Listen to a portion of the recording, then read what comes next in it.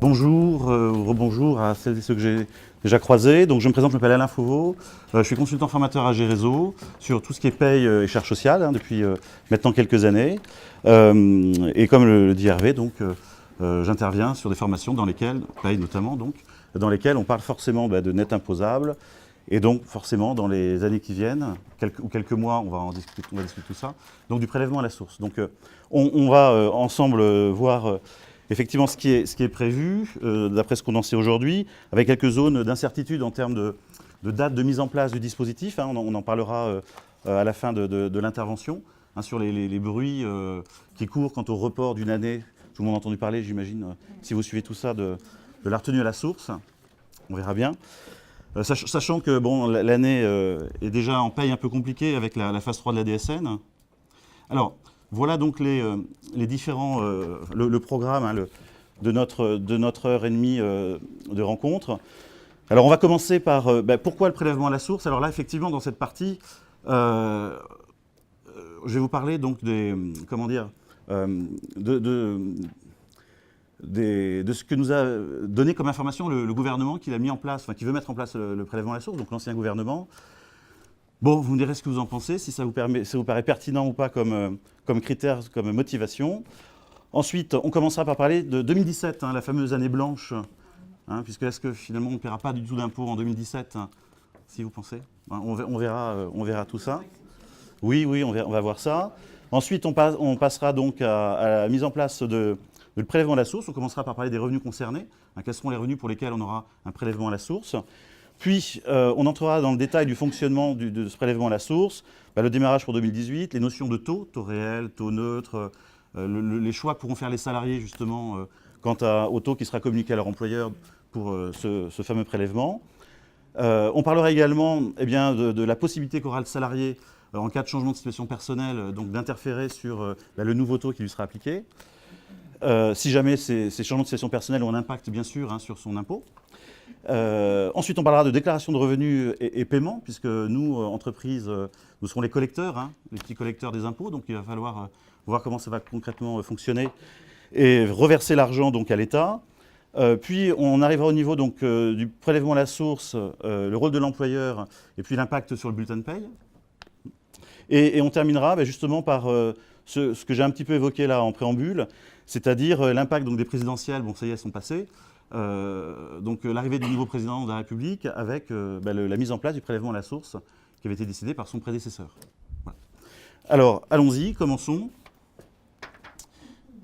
Et démarrons justement par la communication qui avait été faite à l'origine pour la mise en place du prélèvement à la source. Alors, officiellement, pourquoi a-t-on un prélèvement à la source? Alors, le prélèvement à la source, donc, c'est l'objectif principal de la réforme fiscale. Alors, on n'est pas vraiment dans une réforme fiscale. La réforme fiscale aurait été de faire une réforme sur le calcul de l'impôt. Mais là, ça demande quelques années, peut-être quelques quinquennats, j'en sais rien. Donc, en fait, il avait été prévu, je ne sais pas si vous vous souvenez, mais à l'époque des présidentielles 2012, François Hollande avait prévu une grande réforme fiscale sur son quinquennat. Finalement, Jean-Marc Ayrault devait, avant d'être remplacé par M. Valls, s'atteler à cette tâche-là. Il a été remplacé. Et M. Valls est parti sur autre chose. En paye, entreprise, on connaît bien le pacte de responsabilité. Et puis, il fallait bien faire quelque chose sur le quinquennat. Et on a sorti un peu des cartons, parce que ça fait quand même quelques années, quelques longues années, tous les 5-6 ans, on nous parle de prélèvement à la source qui serait mis en place en France. On a sorti donc ce fameux prélèvement à la source. Bon. Voilà, donc officiellement, c'est pour répondre aux difficultés posées par le système actuel, c'est-à-dire le décalage qu'on connaît bien évidemment d'un an entre l'argent qu'on reçoit et le paiement de l'impôt sur l'argent versé. Ce fameux décalage d'un an. Le prélèvement à la source également permet une variation automatique de l'assiette du prélèvement et une adaptation du taux à la situation du contribuable. C'est toujours effectivement la volonté donc d'avoir sur la même année en fait, un impôt calculé sur la situation personnelle en cours existante du salarié.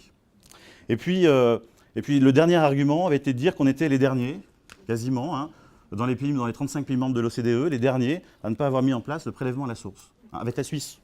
Oui. À l'exception de la France et de la Suisse, tous les pays de l'OCDE donc, ont le prélèvement à la source. Bon. Voilà. On se distinguait. C'était un des arguments pour y passer. Alors n'hésitez pas à intervenir si vous avez des questions, des remarques. Alors, le prélèvement à la source. Alors, avant de rentrer dans le détail donc, du sujet, finalement, quel est l'existant aujourd'hui?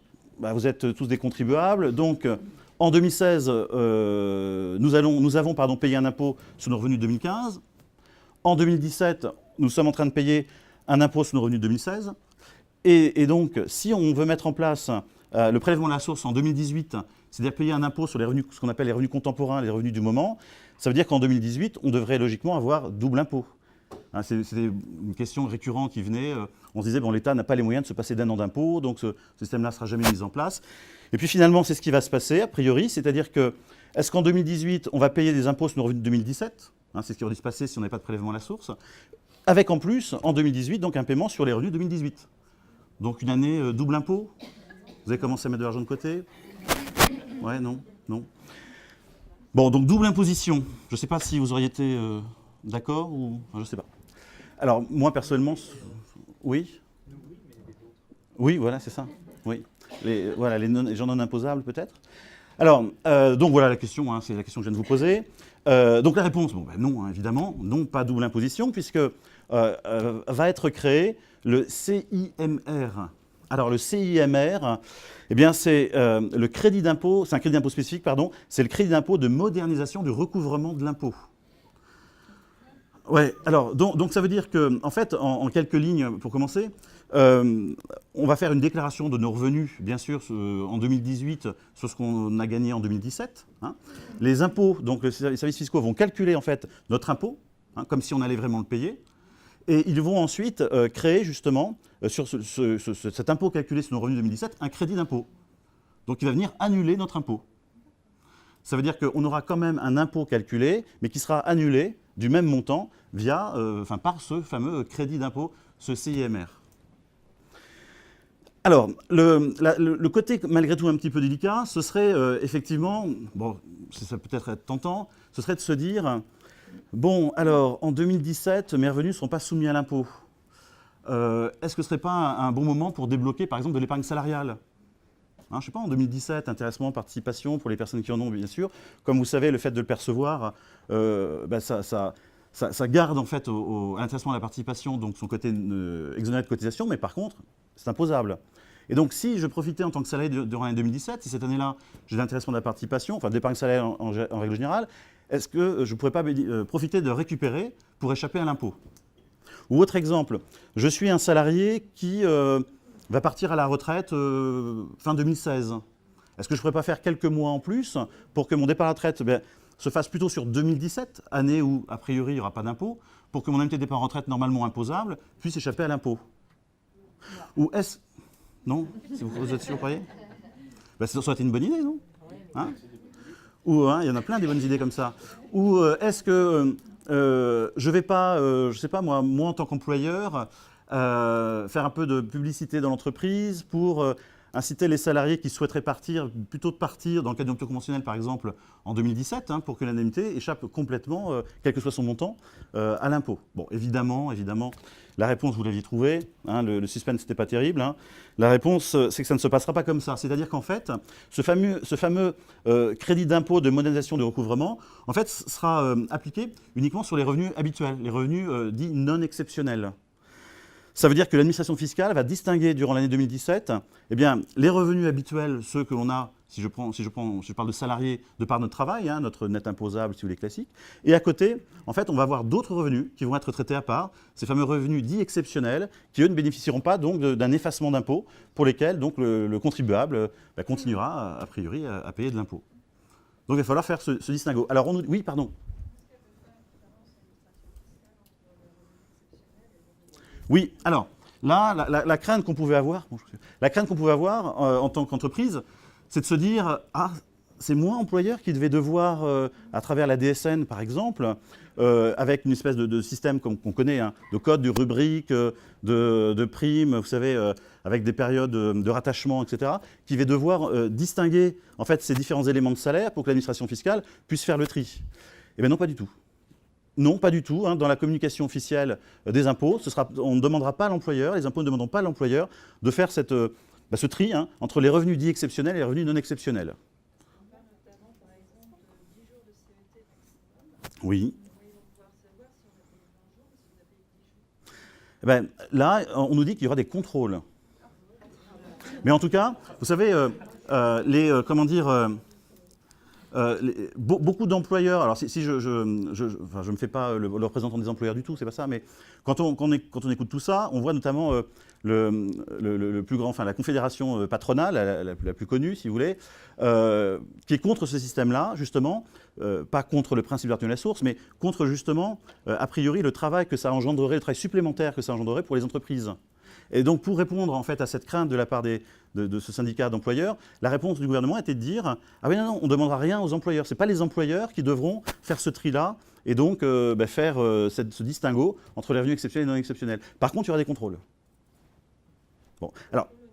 Oui, au niveau du contribuable, oui, oui. Ça veut dire qu'en fait, ce qui va se passer, c'est que quand on va remplir notre avis d'imposition en 2018 pour les revenus de 2017, on va rajouter des cases, c'est-à-dire que sur l'imprimé, enfin sur Internet, sur le site des impôts, des informations supplémentaires par rapport aux déclarations d'impôts qu'on connaît aujourd'hui seront rajoutées, et dans laquelle le salarié, donc lui-même, donc ce sera du déclaratif, devra indiquer, eh bien, est-ce qu'il a eu une petite licenciement, je dis n'importe quoi, un exemple, licenciement, départ à la retraite cette année, ce sera départ à la retraite qu'il fait déjà d'ailleurs pour d'autres raisons, mais ce sera à lui de distinguer ces différents éléments de rémunération.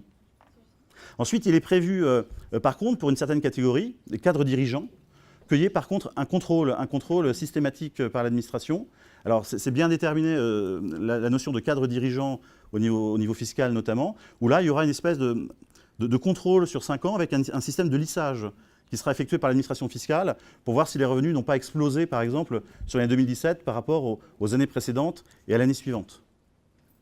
Mais si ça peut vous rassurer, enfin, je ne sais pas si ça inquiète quelqu'un, ce sera pas à nous, entreprises, en fait, de faire, par un jeu de rubriques, si vous voulez, de bien distinguer les revenus exceptionnels des revenus non exceptionnels. Le crédit d'impôt, il est versé, on sait à quel moment dans l'année il sera versé, parce que les gens qui sont mensualisés vont commencer à verser du mensuel et ils seront remboursés qu'à un certain moment. Alors là, on parle de l'année de transition, l'année 2017. Oui. C'est-à-dire que là, c'est un crédit d'impôt, en fait, qui viendra effacer nos impôts. Ah, le crédit d'impôt, pas le crédit d'impôt, le CIMR. Vous parlez de ça? Oui. Eh bien, il viendra en fait annuler nos impôts à l'été 2018. Mais je ne suis pas sûr d'avoir bien compris votre question. Les personnes qui sont mensualisées donc, en 2018, elles versent leur impôt par mois. Non, mais la mensualisation sera terminée. À partir de janvier 2018, il n'y aura plus de mensualisation. Ah, excusez-moi, je n'ai pas compris. Tout ce qui est mensualisation, tout ce qui est tiers provisionnel, c'est terminé. C'est-à-dire que la mise en place de l'impôt en janvier 2018, la mise en place programmée, va supprimer la mensualisation qui existait bien sûr pour 80% des contribuables quand même aujourd'hui en France. Eh bien, je vous remercie de la transition, je vais vous l'afficher. Et vous l'aurez, oui, oui, oui. Alors, normalement, je sais faire marcher ça. Alors, j'espère que ça va être assez visible, ça va être visible de loin. Ouais, alors, bon, je descendrai à mon petit ascenseur, là. Alors, revenu exceptionnel exclu du crédit d'impôt. Alors, bon, je ne vais pas tous vous les dire, mais vous voyez, par exemple, dans la colonne de gauche, je ne sais pas si vous voyez de très loin, il faut que j'agrandisse un peu, peut-être, non ? Comme ça. Indemnité versée à l'occasion de la rupture du contrat de travail. Donc, l'exemple que je prenais, départ à la retraite, ou indemnité de précarité pour les CDD, etc. Donc, ces éléments-là, normalement imposables, le resteront durant cette fameuse année pas tout à fait blanche, finalement. Indemnité de cessation de fonction des mandataires sociaux et dirigeants, indemnité ou avantage accordé en raison de la prise de fonction de mandataire social, bon, indemnité de clientèle, allocation et prime. Alors, ce qui va peut-être nous intéresser, intéresser plus de monde, vous voyez, ce dont je vous ai parlé notamment tout à l'heure, les sommes perçues au titre de la participation d'intéressement et non affectées à la réalisation de plans d'épargne salariale. Perçues donc concrètement par le salarié en 2017, resteront imposables. Bon, sportifs professionnels, ça ne vous intéresse pas forcément. Abondement versé par l'entreprise à des plans d'épargne. Attendez, je vais monter ça un peu.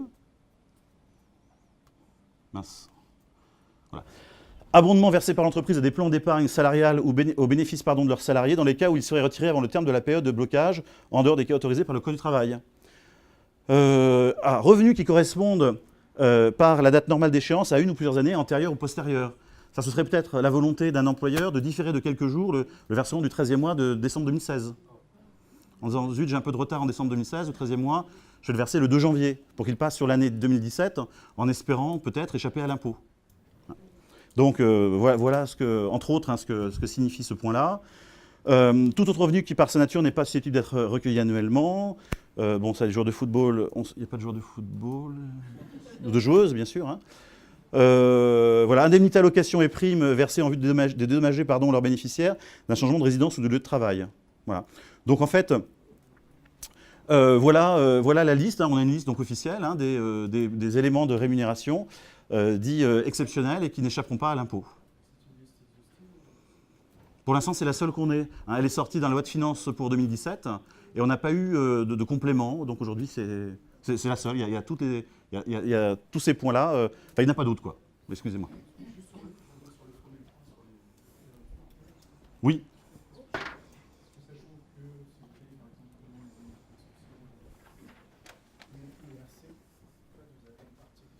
Oui. Non, c'est-à-dire que la réglementation restera la même. Hein, ça veut dire que pour une unité de licenciement, avec 30 ans comparé, dans la limite de 2 fois fiscalement, 6 fois le plafond, il y a une partie qui peut être soumise, une partie exonérée. En fait, on restera sur les mêmes règles, la réglementation en tant que telle ne changera pas. Donc, c'est pas prévu en tout cas, hein, au jour d'aujourd'hui.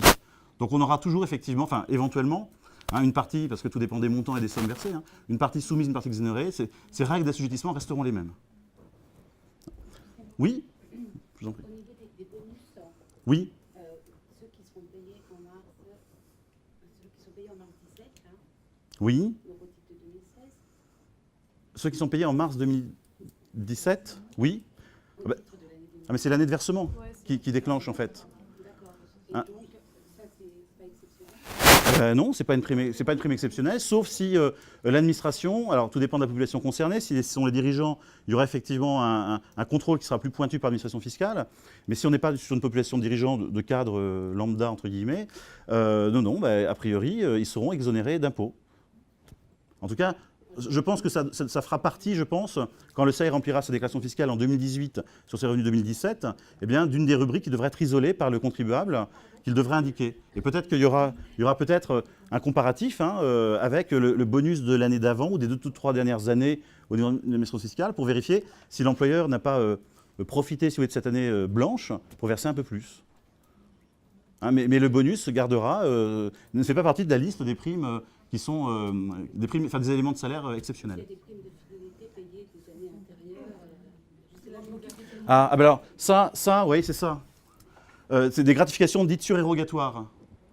Hein, c'est-à-dire accordées sans lien avec le contrat de travail ou le mandat social ou allant au-delà de ce qu'il prévoit, quelle que soit la démission de retenue. C'est-à-dire que c'est un terme un peu générique, surérogatoire. Donc peut-être que là, oui, effectivement, l'administration fiscale pourrait, il faut qu'il nous précise cette notion-là. Donc peut-être que cet élément-là pourrait être effectivement rester imposable malgré tout. Ouais. Excusez-moi, j'ai une question. Quand vous dites qu'il peut y avoir un contrôle sur 5 ans, ça veut dire que le contrôle sera fait aussi bien chez le contribuable que chez l'employeur? Ah, il ne sera pas fait chez l'employeur, hein. Il sera fait uniquement chez le contribuable. Et comment le contribuable va justifier que ça ne concerne pas des années antérieures? C'est bien l'employeur et lui seul qui peut le justifier. On imagine. Alors, il faut fournir tout le bulletin. De toute façon, comme quand un salarié fait l'objet à titre individuel d'un contrôle, à un moment donné, le contrôleur fiscal, l'inspecteur des impôts, va lui demander certains justificatifs et il se retourne vers l'employeur. Donc là, de la même façon... Déjà, si vous payez ses bulletins, etc., il y a les sommes, tandis que là, ce sera la justification du versement. Et oui. ça, il y a seulement l'employeur qui peut le faire. Donc, ça veut oui, dire qu'on va avoir un travail un tout petit peu supplémentaire en cas de contrôle. C'est possible, oui. Si vous avez un contribuable qui fait l'objet effectivement d'un contrôle, tout à fait, oui. Donc dire que l'employeur ne sera pas du tout impacté, moi c'est pas ce que j'ai dit. J'ai dit que juste au début de mon intervention que le discours en fait du gouvernement avait été de dire que l'employeur n'aura pas de charge de travail supplémentaire. Mais c'est pas tout à fait vrai, vous avez bien compris. Non. Excusez-moi, Excusez-moi, ma question c'était un peu ça, oui. On est en tant qu'employeur pas tenu de remonter à l'administration fiscale ces sommes, mais pour l'utilisateur, pour le contribuable, pour nos salariés, est-ce qu'on ne doit pas effectivement les avertir avec, leur donner au moins la liste et peut-être les montants de sur quoi ils devraient être... En l'état actuel des choses, non. Non. Hein. Ensuite, on peut imaginer que, justement, pour effectuer ce contrôle, on sera sollicité. Mais aujourd'hui, en état actuel de ce qu'on sait... Comme information au préalable, je veux dire, comme on donne le montant imposable. Oui, je comprends bien. Bon, mais aujourd'hui, dans le cadre de la DSN, pardon, pour certaines sommes, vous avez une période de rattachement. Est-ce qu'on est sur une année Donc, il y a déjà ce niveau d'information qui existe déjà. Ensuite, bon, je pense qu'ils iront un peu plus loin pour certaines situations, on va dire, pour eux, remarquables, j'imagine. Oui. Pour rejoindre ce que disait Elisabeth, je pense quand même qu'on sera impacté indirectement parce que le salarié avec cette liste-là, Oui, il est bien à un mal. moment donné, il va venir Ah bah nous oui. voir et il va nous demander. Oui, vous allez mettre votre casquette d'inspecteur des impôts. Mais oui, c'est ça. Il va nous demander Conseiller, oui. les indemnités d'ouverture, Gracieux. comment elles se décomposent. Oui. Donc indirectement, on sera impacté. Ah, mais de toute façon, c'est pour ça que il faut bien distinguer, et quand j'avais commencé, je vous avais bien expliqué, attention, ça c'est la position officielle, entre ce qui va réellement se passer. Parce qu'il ne faut pas rêver, on va parler tout à l'heure de taux d'imposition. Le salarié, il va voir arriver sur son bulletin de paye un taux d'imposition. Il avait été averti, il sera averti, on en parlera donc sur son avis d'imposition, justement, du taux qui sera communiqué à son employeur. Mais quand il ne va pas être, entre guillemets, d'accord ou pas content, ou il aura explication, il viendra voir qui? Ce n'est pas les impôts qui viendront voir en premier. Hein. C'est l'employeur, c'est Service Paye, RH, en disant mais c'est quoi ce truc-là? Pourquoi j'ai ça? Je ne suis pas d'accord. Et donc nous, qu'est-ce qu'on lui dira? On lui dira, mais nous on ne fait qu'appliquer en tant qu'employeur une information qui nous a été communiquée. Donc si vous n'êtes pas d'accord, s'il y a un quelconque problème, allez voir les impôts. Hein, on va leur dire www.gouv.fr, etc. Et donc on aura le mauvais rôle, on passera pour les méchants qui ne veulent pas leur répondre et qui renvoient la balle vers les impôts. Pourtant c'est officiellement ce qu'il faudra faire. Mais oui, bien sûr qu'il faudra également déclarer, il faudra payer, il faudra éventuellement quand même renseigner le salarié, hein, parce qu'il y a des gens qui vont être perdus, c'est normal, hein, il y a des gens qui ne vont pas comprendre dans une entreprise, tout ça, donc il faudra quand même leur expliquer. Hein. Et puis, c'est bien de les renvoyer vers les impôts, mais est-ce que les impôts ont en termes d'effectifs à cette personne les moyens de répondre à toutes les questions et toutes les inquiétudes des gens? Je ne suis pas sûr du tout. Il n'y a rien à faire au niveau de l'employeur pour... Alors, oui, allez-y. Oui, la déclaration est pré-remplie. La déclaration d'impôt du contribuable. Ben, Oui. Donc les revenus exceptionnels doivent être bien... Alors, à part. jusqu'à présent, enfin, ça ne fait pas remarquer, on vieillit vite, mais vous avez peut-être, je ne veux pas être maladroit, mais moi j'ai connu une époque où c'est nous qui remplissions le contribuable. Bon, donc je pense que pour les revenus 2017 qui sont déclarés au printemps ou au début d'été 2018, il y aura une partie qui devra être quand même détaillée par le contribuable. C'est-à-dire que même si le net imposable sera déjà pré-rempli via la DSN sur sa déclaration d'impôt, on lui demandera quand même un peu de boulot, c'est-à-dire détailler justement si jamais il a eu des revenus exceptionnels qui font partie de la liste qui sera jointe sur Internet aux contribuables. Est-ce que vous auriez eu par hasard, enfin pas par hasard, mais est-ce que vous auriez eu dans votre net imposable déclaré, pré-rempli, eh bien un de ces éléments de salaire-là? Auquel cas, veuillez en indiquer le montant dans la case numéro temps. Donc rayer le net imposable et... Pas forcément rayer le net imposable, il suffit de mettre le montant. Ensuite, les impôts sont capables de soustraire du... Oh si, je pense. Bon, je pense. Personne n'a de fonction publique. Et éventuellement, lorsque le salarié, typiquement pour le départ à la retraite, demande l'étalement sur 3 ans de son année de départ. 4 même. Ouais. Ah oui, plus L'année en cours, et ouais. Ça fonctionnera encore. Oui, sauf Oui. que le prélèvement à la source, il est sur le mois Oui. de paiement. Oui. Donc on va lui prélever directement l'impôt. Oui. Il demandera donc le remboursement et après un Oui, c'est-à-dire que oui, il est prévu qu'il y ait un crédit d'impôt, que les crédits d'impôt, les ristournes qui existent aujourd'hui, en fait, continueront à perdurer. Dans certains cas, on aura un remboursement de la part de l'administration fiscale, notamment pour la première année. Enfin, en ce qui concerne les revenus 2017 déclarés en 2018. Non, ça ne va pas être simple. Je continue? Ou non, vous avez une autre question? Oui, pardon. Question. Quid des sociétés pour des faits décalés? Ça la remet en cause complètement? Oui, mais j'ai rien lu à ce sujet-là, mais effectivement, oui. Je ne sais pas. Donc je suis désolé, je ne sais pas. Quand on parle des indemnités versées à l'occasion d'un rupture de contrat de travail, on ne parle pas des indemnités qui sont censées être congés payés? Non, effectivement, hein, cette partie-là, congés payés sont soumis à cotisation et à impôt, donc restera impôt. Enfin, sera a priori n'est pas un revenu exceptionnel, donc a priori bénéficiera du crédit d'impôt de cette année-là, sauf changement de législation entre-temps. Mais oui, le salarié aura quand même un gain, si vous voulez, sur cette partie-là, hein, sur la partie paiement de congés payés, qui peut être importante, hein, évidemment, compte épargne-temps, enfin tout dépend de ce qui existe. Oui. C'est que l'indemnité de rupture en tant que telle. Alors, donc oui, comme je vous l'indiquais, bon, on a un peu devancé, hein, l'impôt restera dû sur les revenus exceptionnels de 2017 ou hors du champ de la réforme. Donc revenus exceptionnels, voire liste, on l'a vu. Pardon. Alors, pour continuer sur 2017, hein, le bénéfice des ristournes et crédits d'impôt acquis en 2017 sera conservé. Exemple, vous avez un contribuable qui a investi dans un logement, vous savez, les investissements celliers, celliers intermédiaires, ce genre de choses. Donc, il peut défiscaliser sur plusieurs années une partie de l'investissement qui a permis de la construction du logement, par exemple. Hein. Eh bien, il n'y aura pas un bon, enfin, ce ne sera pas repoussé d'une année, non. Mais par contre, le salarié bénéficiera d'un crédit d'impôt. C'est-à-dire qu'il aura un paiement, les impôts lui verseront l'équivalent en fait du crédit d'impôt concernant l'année 2017. Hein. Le salarié, si je reprends cet exemple-là, ayant investi de l'argent, bien sûr, pour payer ses remboursements d'emprunt pour construire la maison pour sa défiscalisation, eh bien, ça correspondait les années précédentes à un crédit d'impôt, sinon, je ne sais pas, au hasard, 3 000 €. Eh bien, cet argent-là lui sera rendu à l'été 2018. Donc il aura une avance de trésorerie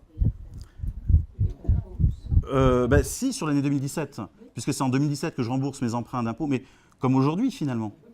Mais un peu plus. Un peu plus. Il aura un peu plus d'avance de trésorerie, oui, tout à fait, à effectuer. En tout cas, et c'est pour ça que ce que je vous disais en préambule, c'est-à-dire que c'est une réforme en fait du prélèvement de l'impôt, mais en aucun cas une réforme fiscale, puisqu'on ne réforme pas le calcul de l'impôt. Donc il nous a été dit que tous les crédits, enfin toutes les règles fiscales continueront à s'appliquer. Voilà. Et donc il a fallu gérer cette notion-là. Est-ce qu'en 2017, les gens qui bénéficient de crédits d'impôt parce que j'emploie une personne qui vient m'aider à garder les enfants, qui fait un peu de ménage chez moi, est-ce que je n'en bénéficierai plus? Si, mais par le biais d'un remboursement, d'un paiement directement. Alors, pardon, des mesures anti-abus viendront éviter les comportements d'optimisation.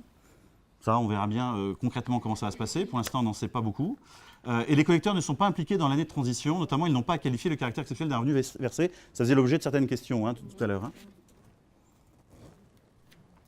Alors, quels sont, donc, oublions l'année 2017, l'année blanche, entre guillemets. Est-ce que quelqu'un a des questions sur ce dont on vient de parler, cette année 2017, avant de voir ce qui va se passer en 2018? Oui? Oui, mais je vous en prie. Alors, on n'en a pas parlé pour le suspense, pour vous restiez jusqu'à 11h. Non, oui, finissez, allez-y. Non, c'était pour savoir si vraiment ça allait être mis en place au 1er janvier. C'est une incertitude importante. Voilà. On se dit là, en fait, ça pourrait être repoussé. Ça pourrait être repoussé, et pour... Non, ce que je le dis maintenant, ça pourrait être même complètement annulé, pourquoi pas? Annulé, non, je pense. Non, je pense pas non plus, mais on ne sait pas. C'est d'un an, peut-être. Peut-être. C'est fort possible. Mais on en reparlera, mais c'est un peu plus tard. On n'avait pas tout à fait abordé ce point-là. On l'avait évoqué malgré tout. Hein. Alors, ensuite, donc, quels sont les revenus qui sont intégrés à la réforme pour lesquels il y aura donc un prélèvement à la source? Les salaires, pensions et rentes viagères, c'est-à-dire que ça ne concernera pas que les employeurs, la retenue à la source avec nos salariés, ça concernera également les retraités, également les invalides, hein, notamment, également les personnes, donc nos salariés, certains de vos salariés peut-être, qui bénéficient donc j'ai perdu le B. Bénéfices industriels et commerciaux, merci. De bénéfices non commerciaux et de bénéfices agricoles. Et puis les revenus fonciers. Ainsi, le salarié, justement, j'en parlais tout à l'heure, hein, bénéficie de loyers, de rentrées d'argent de cet ordre-là. Alors, rassurez-vous, l'employeur ne va pas être acteur hein, sur tous ces éléments. Hein. Oui. Oui. Alors, vous voyez, typiquement, là, c'est le technicien paye qui va parler. C'est mon IGSS, les impôts vont prélever en fait une retenue à la source sur mes IGSS qui vont être versés. Alors, qui est subrogation, pas subrogation, mais imaginez verser l'employeur. Est-ce que moi, dans le cas de mon maintien de salaire, je fais un maintien de salaire sous complément des IJ finalement nettes d'impôts ou des IJ théoriques comme finalement à l'équivalent d'aujourd'hui? J'imagine que c'est le dernier cas. Parce que sinon, ça reporte le coût sur l'employeur. Oui, hein. Bon, on verra. Ben oui. Oui, oui. Application d'un taux neutre. Enfin. Ah oui, les IJ en tant que tels. Oui, oui. La nature de la maladie. Oui. Oui. Quelque chose de confidentiel. Tout à fait. Alors, même si malgré tout, si on parle des IGSS, la Sécu, la caisse primaire, elle le sait, hein, la nature des IGSS. Mais oui, mais justement, si on nous dit continuez à faire votre maintien de salaire avec des IJ théoriques. Ce qui était question, que ce soit les 60 premières visites qui soient à la charge Oui. de l'employeur et le reste pour les CPAM. Oui. Oui, parce que parallèlement, il y a une réforme de l'assurance maladie qui va venir se rajouter à tout ça. Donc peut-être un argument supplémentaire pour repousser peut-être. Ouais. Enfin.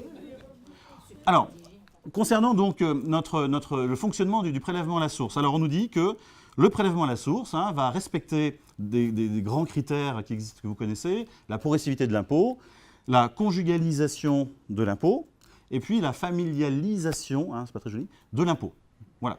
Donc, ce mécanisme ne va pas changer, encore une fois, le calcul de l'impôt à vos souhaits tel qu'on le connaît aujourd'hui. On va voir. Alors, donc, pour la détermination du taux d'imposition, alors l'administration calculera notre taux d'imposition, donc le taux d'imposition qui sera communiqué à l'employeur, on verra de quelle façon, à partir donc des données fiscales du foyer au titre de l'année N-2.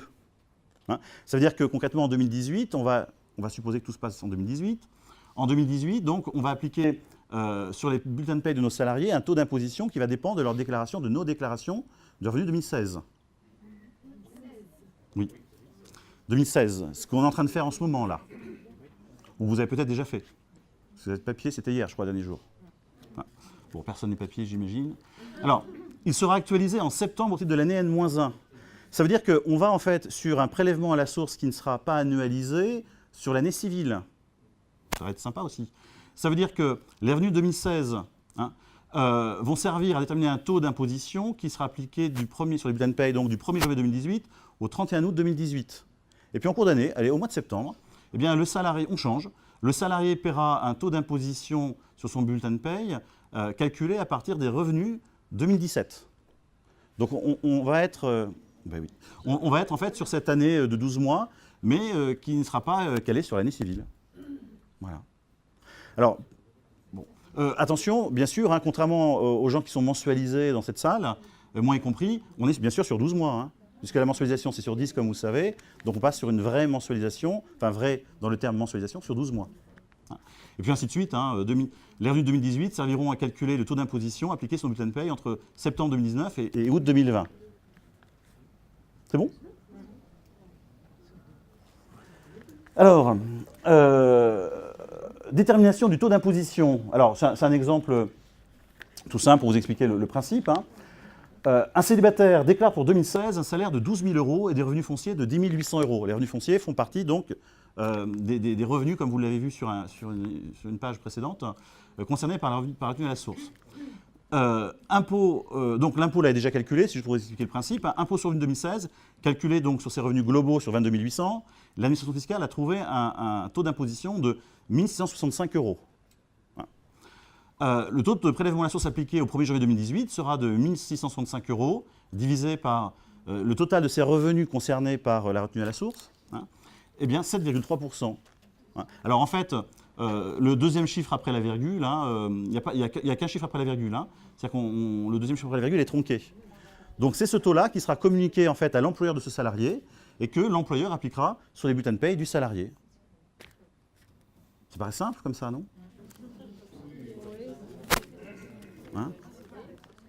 Voilà, 7,3% dans cet exemple. Alors, oui, pardon. S'il y avait un crédit d'impôt pour cette personne, Il est pris en compte. c'est vraiment l'impôt dû. Oui. Ah non, il est pris en compte. Le crédit d'impôt est pris en compte sur le calcul, oui. L'épargne pour les enfants, les crédits d'impôt, etc. sont pris en compte dans le calcul pour déterminer, en fait, vous voyez, le montant de l'impôt. Là, c'est le montant de l'impôt calculé, y compris avec les crédits d'impôt.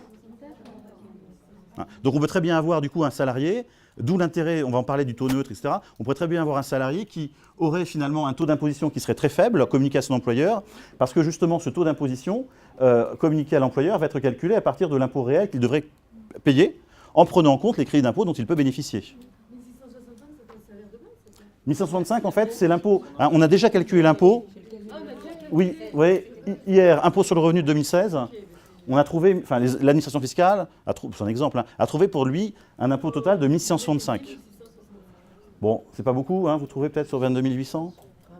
Il y a peut-être des crédits d'impôt, justement. Moi non plus. Oui. Vous n'avez pas un exemple avec un couple marié avec des revenus différents Alors, on va le voir, si, j'ai un exemple. Alors, tout cas de figure, non, il va falloir aller aux impôts pour leur demander. Mais un couple marié, oui, j'ai ça, parce qu'on va en parler, justement. Vous allez voir. Ça veut dire que les revenus fonciers sont pris en compte pour la détermination du taux d'imposition ou qu'en plus, ils doivent être soumis à retenue à la source, c'est-à-dire que le locataire, pour prélever l'impôt, le verser au contribuable, pardon, à l'administration fiscale, au PFR. Vous pouvez me redire ça? J'ai pas... Tout à l'heure, vous disiez les revenus fonciers sont concernés par le... Oui, si le contribuable a des revenus fonciers, effectivement, ils sont intégrés, comme ils le sont aujourd'hui, hein, ils sont intégrés dans le revenu du contribuable pour le calcul de l'impôt et également pour le calcul de la retenue à la source. Non, mais après, ça détermine le taux. Mais Oui. évidemment, il n'y aura pas de revenus de prélèvement à la source sur les revenus fonciers. Ah ben non. Ben non, non, ce sera sur les impôts. Oui, d'accord, ça servira, excusez-moi, je n'avais pas compris, ça servira à déterminer le taux d'imposition. Hein. Et effectivement, ensuite, oui, tout à fait, vous avez raison, je n'avais pas saisi votre question. Alors, le taux de prélèvement sera transmis par l'administration fiscale au collecteur de manière dématérialisée et automatique, donc via la DSN, et le prélèvement correspondra à l'application du taux au revenu net imposable. Hein, ça veut dire que concrètement, sur notre bulletin de paie, je vous montrerai tout à l'heure un exemple, hein, c'est bien le net imposable tel qu'il est calculé aujourd'hui qui servira de base au taux donc, envoyé à l'entreprise. Alors, ça veut dire qu'on n'aura pas, comme vous le savez, à abattre sur notre net imposable les fameux 10% ou le salarié qui est aux frais réels n'aura pas à communiquer à son employeur le montant de frais réels pour qu'il recalcule ce net imposable réel. Non, non, on sera en fait vraiment, sur nos bulletins de paie, le net imposable tel qu'il est calculé aujourd'hui. Et c'est sur ce montant-là qu'on appliquera, le taux communiqué par l'administration fiscale. Donc là, les salariés qui s'inquiétaient, j'en voyais quelques-uns en disant avec ce système-là, on ne pourra plus déclarer nos frais réels. Si, hein, le système perdurera. Hein. Mais en fait, il y aura quand même encore un décalage d'1 an, vous avez bien compris. Hein. Ça ne règle pas le problème de décalage d'1 an. Parce qu'un des arguments évoqués par le gouvernement d'époque avait été de dire on a un paiement d'impôt qui n'est pas contemporain. C'est-à-dire qu'on paye aujourd'hui des impôts, mais pas sur ce qu'on gagne réellement, sur l'année d'avant. Là également, ça ne changera pas complètement la donne, puisqu'on paiera un impôt, certes, sur nos revenus en cours, mais toujours calculé à partir d'informations de l'année N-2 et N-1 sur le dernier trimestre de l'année. Mais après, du coup, on va revenir sur une année. On ne verra jamais dire c'est juste la transition. Non? Oui. La référence des années. Regardez, si je remets, alors vous étiez là, je pense, je ne sais plus, mince, je vais trop loin. Vous voyez le petit tableau, hein, les revenus de 2016 hein, serviront effectivement aux déterminations du taux d'imposition entre janvier 2018 et août 2018. Hein. Donc certes, mes salaires de 2018 seront bien imposés, je paierai bien des impôts sur mes salaires de 2018, mais à partir d'un taux calculé sur mes revenus de 2016. Et ensuite, la seule différence en fait pour l'année 2018, c'est qu'on ne démarre pas au 1er septembre 2017, on va démarrer en janvier 2018. Ensuite, on va retrouver 12 mois, bon certes qui ne seront pas année civile, hein, mais on trouvera bien 12 mois, mais toujours avec un décalage. Hein. Donc pour un salarié qui n'a pas d'évolution de rémunération du tout, bon, il y en a quelques-uns, mais enfin bon, toujours la même chose, ça changera effectivement, on sera quasiment comme sauf s'il est augmenté, mais bon, on aura en fait un système qui sera quand même finalement pas si mal que ça. Mais pour tous les contribuables qui ont des rémunérations... Il n'y a pas d'année blanche. Bah si, malgré tout, si. Parce que... Elle est dans le temps, quoi. Enfin, non, mais parce que, en fait, nos revenus de 2017, hein, ce qu'on a gagné en 2017, eh bien, vont être effacés. On ne paiera pas d'impôts sur les revenus en 2017. C'est-à-dire qu'en 2018, on paiera des impôts sur les revenus en 2018, mais comme référence pour déterminer le taux d'imposition, les revenus de 2016. Donc, il faut bien distinguer, en fait, les salaires qui vont servir à déterminer le taux d'imposition, hein, avec le taux qui va être calculé bien sur les salaires qu'on perçoit tous les mois de la part de notre employeur. C'est la référence qui est décalée, hein, en termes de niveau de niveau de... on revoit le taux parce que si l'année de référence, on paye un impôt annuel, enfin, on est sur une référence annuelle. Quand même. Oui. Donc, si mes revenus je veux dire, sont supérieurs à mon année de référence Oui. qui a Ou permis inférieur. d'estimer ce taux, forcément mon taux va être ajusté. Donc l'administration fiscale va... Alors, attendez, on va en parler. Ah pardon, Hein. je suis trop vite, c'est ça. Oui, enfin, c'est pas grave, mais forcément, oui, c'est-à-dire que c'est pour ça que je vous disais juste avant, quelqu'un qui a une rémunération qui n'évolue pas, grosso modo toujours la même, bon, avec l'augmentation des tranches d'imposition, même s'il est un peu augmenté, bon, finalement, ça ne va pas changer grand-chose, mais des salariés qui ont des revenus très, très, très différents d'une année sur l'autre, et puis des situations individuelles, arrivée d'un enfant, un enfant va sortir en fait, du foyer fiscal, etc., et bien là, on peut avoir effectivement un calcul d'impôt qui serait fait sur une référence qui serait complètement, qui ne serait plus d'actualité du tout par rapport effectivement à ce que je vis cette année-là. Parce que dans D'où- l'exemple de tout à l'heure, par exemple, les revenus fonciers, on peut très bien avoir une année. Exactement. Oui. Et l'année suivante, bah, le locataire il part, pas forcément Exactement. louer, D'où l'obligation, enfin, d'avoir un ajustement hein, dont on va parler. Je vous ai pas entendu. Pas grand-chose, parce que l'avantage pour les gens qui sont mensualisés, c'est qu'aujourd'hui, on paye un impôt qui est lissé tous les mois, Oui. alors que là, l'inconvénient avec ce taux, c'est que clairement, on ne paiera jamais le même impôt tous les mois. Et moi, quand je touche une prime ou autre, bah, voilà, je préfère que mon impôt soit lissé Mhm. plutôt que de payer plus d'impôts sur le moment où je vais payer la prime, parce que ça m'arrange pas spécialement. Oui, je comprends bien, mais vous imaginez bien que... C'est la même chose. Non, non, mais ils n'ont pas fait une réforme en fonction des envies, des besoins de chacun. Mais oui, je ne peux qu'aller dans votre sens, effectivement. Hein. Ce ne sera pas la même chose pour tous les contribuables. Et puis tous les contribuables n'ont pas forcément des primes variables ou plus importantes d'une année sur l'autre. Hein. Mais... Sincèrement, la mensualisation, Alors, on a bien entendu votre position. Non, non, mais on a bien entendu votre position. Bon, moi, je ne suis pas le petit porte-parole de la réforme. Hein. J'entends bien. Hein. J'entends bien. Oui, non, mais je vous en prie. Alors, donc l'employeur... Oui, je vous en prie. Auquel cas aussi la personne qui n'a pas payé d'impôt, par exemple en 2016. On va en parler. Ouais. Alors, le taux de prélèvement donc, sera transmis par l'administration fiscale au collecteur de manière donc, dématérialisée et automatique. Hein. Et le prélèvement, donc, comme on l'a dit, hein, correspondra à l'application du taux au revenu net imposable, tel qu'on le connaît aujourd'hui. Hein. En l'absence de taux transmis par l'administration, le collecteur appliquera un taux par défaut sur la base d'un barème publié chaque année, un taux neutre, dont le cas que vous citiez. Hein, dans le cas que vous citiez. C'est-à-dire que tous les ans, on aura la communication, comme on l'a eu cette année dans la loi de finances pour 2017, eh bien, d'une grille de taux neutre. Hein, il y a 3 grilles, la métropole et puis les départements d'outre-mer, et les territoires aussi, je crois, il faut que je vérifie, on va voir ça tout dans un instant. Et ces grilles seront implémentées par vos prestataires, enfin les éditeurs hein, de logiciels.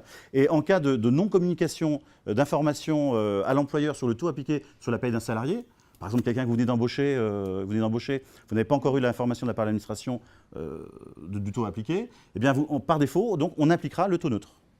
Hein. C'est-à-dire que le taux neutre, à défaut d'information, sera automatiquement appliqué sur la paye du salarié. Alors, le taux neutre, je vous montre la grille que l'on connaît, celle dont on a eu communication. Alors, hop. Voilà, donc c'était que les départements, hein, j'ai dit une bêtise. Hop, alors est-ce que je grossis un petit peu tout ça? Alors, je vais peut-être monter un peu déjà. Hop.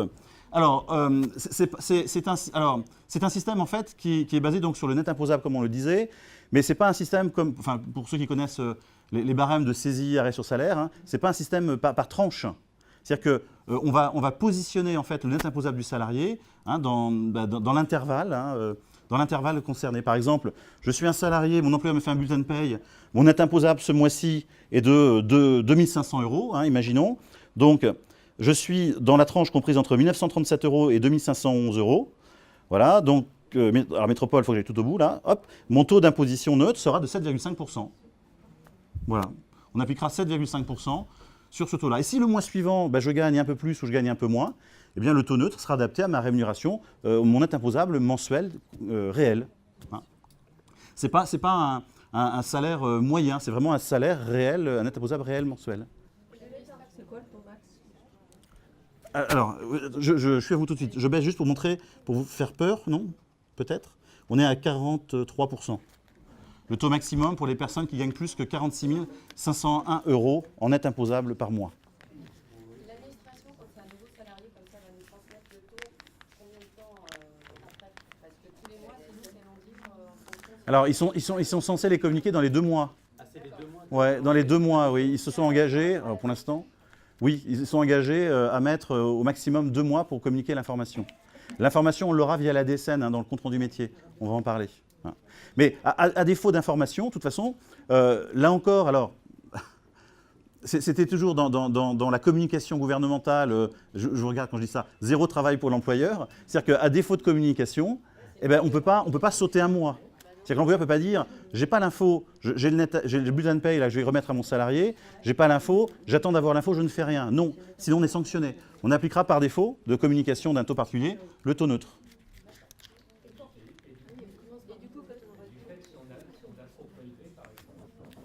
Pourquoi est-ce qu'on aurait trop prélevé ? Par exemple, on n'a pas d'information, on va prélever, on va dire, le salarié qui gagne le temps. Donc là, on va appliquer du 2018 et on n'a pas du tout du 2016. Non, tout à fait. Donc là, au bout de 2 mois, l'administration vous communique le taux. Qui n'a rien à voir avec celui qu'on a appliqué par défaut. On n'a pas de rattrapage, on n'a pas de régularisation, on n'a rien à faire. Non. Ce sera effectivement, comment dire, directement une communication entre le contribuable et puis les impôts. Mais on n'aura pas à rattraper, à régulariser, à faire un lissage sur l'année, etc. du tout. Oui, j'arrive. Oui, allez-y. Quand on dit on sera pénalisé, c'est l'employeur qui est pénalisé? Oui, l'employeur sera pénalisé. Il y a des sanctions qui sont prévues, sanctions lourdes, hein, qui sont prévues effectivement en cas de non-respect des taux communiqués. Peut-être mon taux s'est pas déclenché sur mon bulletin et que je l'ai pas vu. Je peux avoir dans le mois qui suit Une sanction, oui. Oui, non, peut-être pas un licenciement quand même, pas tout de suite, mais en tout cas, il va falloir, mais je dis ça, mais c'est stupide, c'est évident ce que je vais vous dire, il va falloir contrôler nos payes, mais comme... C'est-à-dire que dans vos contrôles de paye, il va falloir rajouter peut-être des contrôles, c'est-à-dire des informations automatiques en cas de non-remplissage ou d'un bulletin de paye qui n'aurait pas de taux. Par contre, à la mise en place, j'imagine qu'il y a quand même une tolérance. Bah, vous imaginez, je ne sais pas. Oui. Alors, c'est madame, au fond.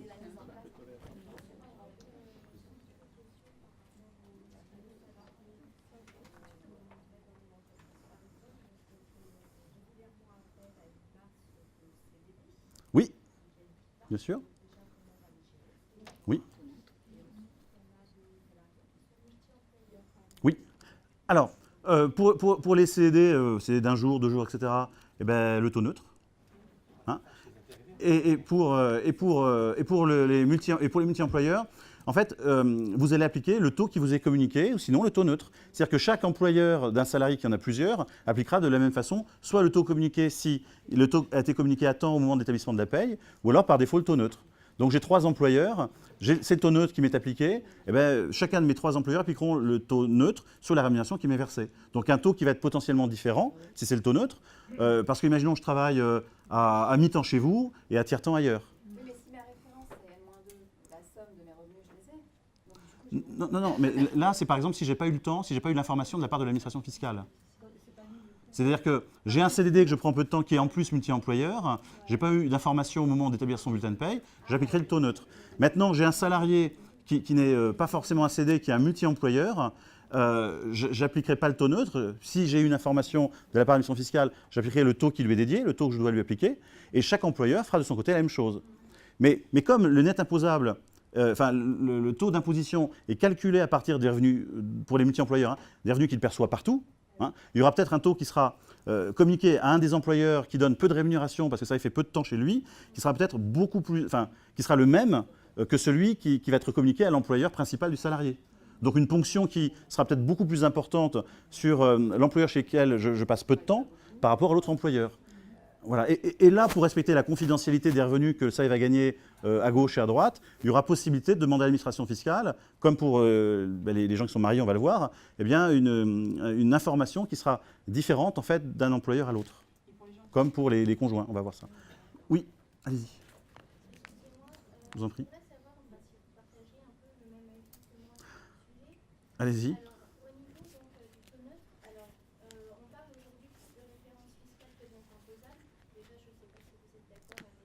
Oui.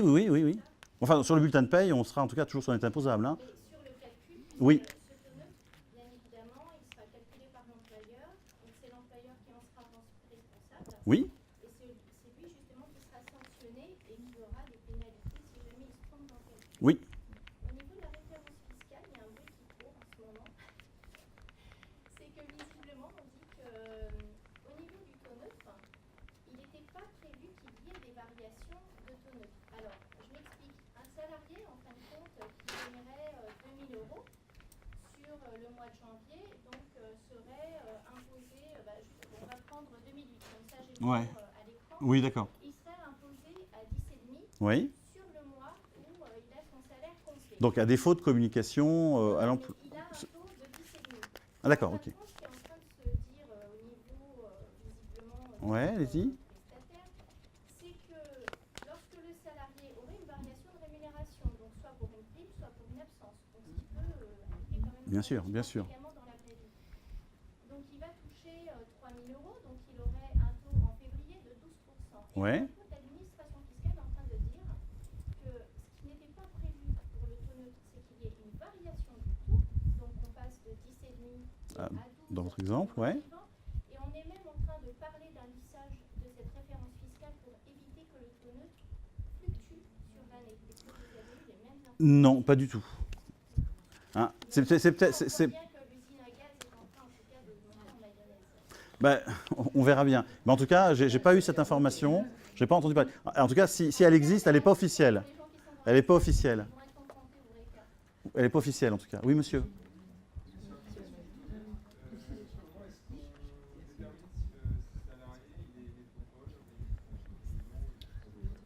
Ben, c'est par rapport à son foyer fiscal.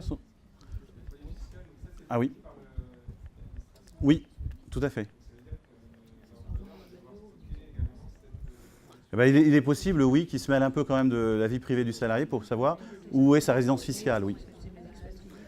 Mais en fait, c'est pas tout à fait ça. C'est-à-dire que, enfin, oui, non, pardon, vous avez raison, effectivement, oui, oui, oui, oui. Oui. Une fois par an, oui, oui, oui. Je compte. Ah, oui. Oui, tout à fait. Hein, pour les non-résidents, on a toujours notre tenue à la source qui ne bouge pas, qui n'est pas modifié. Alors, sauf changement dans la loi de finances pour 2018, hein, mais enfin, statu quo pour la retenue à la source des non-résidents, ouais. Pour les primo-accédants, par exemple, moi je voulais payer mes impôts pour la première fois. Félicitations. Oui. Donc, du coup, comment est-ce qu'on calcule? Eh bien, taux neutre. Taux neutre. Bah, c'est peut-être un avantage que, s'il faut en trouver quand même, essayons d'être positifs, de la retenue à la source, c'est que pour les primo-accédants au travail, bah, ça va permettre effectivement de ne pas avoir à mettre de l'argent de côté ou la mauvaise surprise de l'année suivante. Donc taux neutre. On avance. Oui, alors allez-y. Allez-y, allez-y. Excusez-moi, juste le monde associatif qui ne fait pas de DSN, comment ils vont récupérer un taux? Alors, pour les autres collecteurs qui ne sont pas aujourd'hui dans le cadre de la DSN, les caisses de retraite, la Sécu, le monde associatif, la fonction publique, hein, il y a un système qui va être mis en place à partir d'octobre. Je vais vous en parler, ça s'appelle le Passereau. Hein, c'est-à-dire qu'on va mettre en place un système déclaratif qui va faire office pour cette partie-là de DSN, pour que l'employeur puisse avoir l'information du taux. Donc on a un nouveau système sur Net Entreprise qui permettra d'avoir l'information. Alors, voilà, donc le taux neutre. Donc le taux neutre, dans quel cas est-ce qu'il s'appliquera? L'employeur ne dispose pas de taux communiqué par l'administration. Des personnes non reconnues par l'administration, des contrats courts au début de contrat, hein, nos CD qui viennent d'être embauchés, etc. Et puis ça peut être également une option du contribuable. Le contribuable peut choisir l'application du taux neutre pour justement, avoir une espèce de confidentialité en fait, sur ses éventuels crédits d'impôt, sur ses revenus. Donc le salarié pourra faire cette option, ce choix-là. Alors, et est-ce qu'il pourra opter pour le non-prélèvement à la source? Non, c'est pas possible. C'était une bonne idée, mais c'est pas possible officiellement. Alors, alors ça dépend si on a des rémunérations, je vais tout de suite, des rémunérations qui varient ou pas beaucoup, mais notre meilleur ami, ce sera le site internet, hein, puisque tous ces choix-là, on les fera sur le site internet, des impôts, hein, avec quand même certaines limites. Hein, on ne pourra pas tous les 4 matins, tous les mois, décider de changer effectivement notre taux d'imposition en fonction de ces différentes possibilités. Mais je vais y revenir. Oui, allez. Là, on a inventé la double mensualisation. Hein, c'est-à-dire que je vais avoir via mon employeur en fait, le taux neutre appliqué sur mon bulletin de paye, mais si ce taux neutre n'est pas assez important par rapport aux impôts que je dois réellement payer à l'administration fiscale, donc au plus tard, à la fin du mois suivant, j'aurai un prélèvement sur mon compte en banque, hein, comme pour ceux qui sont aujourd'hui mensualisés, du différentiel. Donc ça veut dire que... Bah ouais, c'est une espèce de double mensualisation. C'est-à-dire d'un côté, j'ai la mensualisation via mon bulletin de paye, 12 mois, enfin sur l'année, 12 mois sur 12. Hein, et d'autre côté, je vais avoir effectivement un prélèvement qui va être fait sur mon compte en banque par l'administration fiscale pour récupérer le delta entre mon impôt réel que je dois payer et ce qui a été prélevé par défaut avec le taux neutre sur mon bulletin de paye. Tout ça, c'est fait. Oui. Ça va être simple hein, pour les salariés, hein, ça va être sympa.